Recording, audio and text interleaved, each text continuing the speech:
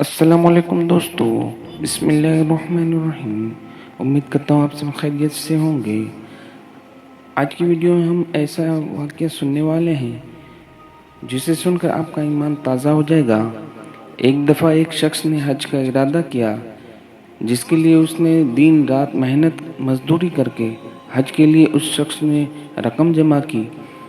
اس زمانے میں بھی جو آج کی طرح قافلوں کی شکل میں روانہ ہوتے تھے، اسی طرح قافلے کے لوگوں کو جمع کرنے کے لیے ایک انتظار گاہ بنائی گئی تھی۔ جس طرح آج ہمارے زمانے میں حج ہاؤس ہے، جو اس شخص کے گھر سے کچھ ہی دور تھا۔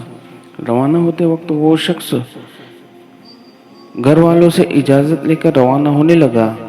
بڑھتے جذبات میں سب رونے لگے اور اسے دعاؤں کے ساتھ رخصت کیا۔ اس شخص کے گھر اور انتظار گاہ کے درمیان ایک جنگل پٹا تھا۔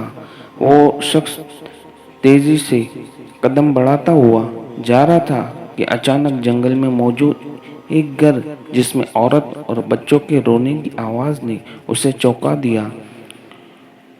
ان آوازوں میں اتنا درد تھا کہ اس سے رہا نہ گیا۔ وہ گھر کے قریب جا کر دروازے کے پاس جا کر کھڑا ہو گیا تو اس نے سنا کہ وہ خاتون رو رہی تھی اور ساتھ ہی ساتھ وہ اپنے بچوں کہہ رہی تھی کہ بیٹا، آج میرے پاس تجھے کھلانے کے لیے کچھ بھی نہیں ہے۔ جو کچھ تھا وہ کل رات ہی ختم ہو گیا۔ بچے بھی شدت سے رو رہے تھے اور دوسری طرف وہ خاتون کسی غیبی مدد کی منتظر تھی۔ آخرکار اس شخص نے آسمان کی طرف نگاہ کی اور اپنے ہاتھ بلند کر کے اللہ تعالیٰ سے کہنے لگا، یا اللہ، آج میں عجیب دروازے پر کھڑا ہوں کہ ایک طرف تیری عظیم عبادت ہے اور دوسری طرف یہ بے بس گھر والے ہیں۔ نہ میں تیری عبادت چھوڑ سکتا ہوں اور نہ ہی ان لوگوں کو اس حال میں چھوڑ سکتا ہوں۔ اے میرے پروردگار، تو ہی حکمت والا ہے، تو ہی میری رہنمائی کر کہ میں کیا کروں۔ اگلے ہی لمحے اس شخص نے گھر کا دروازہ کھٹکھٹایا۔ خاتون نے دروازہ کھولا تو وہ شخص بولا، او خاتون، میں نہیں جانتا کہ تم لوگ کون ہو۔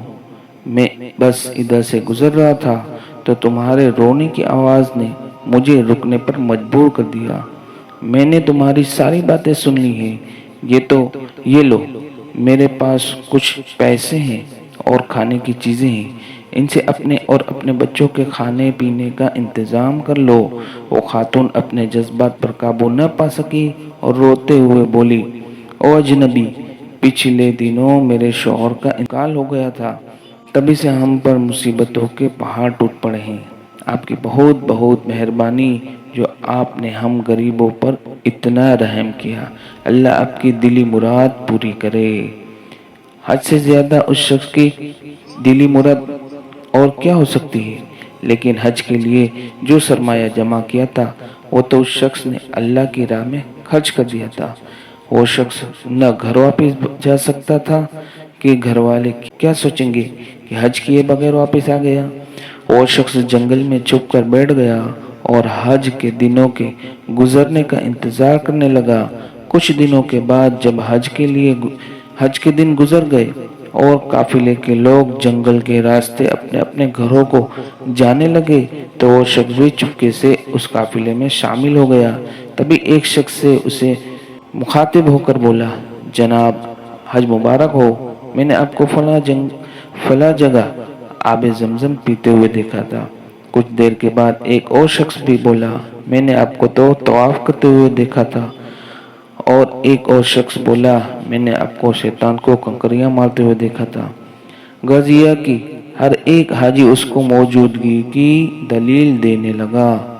وہ شخص جب گھر پہنچا تو گھر والوں نے بھی اس کا استقبال کیا اور حج کی ڈھیر ساری مبارکباد دی، لیکن وہ شخص اندر ہی اندر پریشان تھا کہ میں تو حج پر گیا ہی نہیں تھا، تو کیوں وہاں پر موجود حاجی میرے موجود ہونے کی دلیلیں دے رہے تھے؟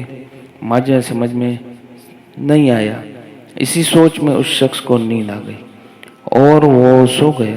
خواب میں اسے بشارت ملی کہ اے نیک دل انسان، تم نے حج جیسی عظیم عبادت کو چھوڑ کر مخلوق خدا کی مدد کی ہے۔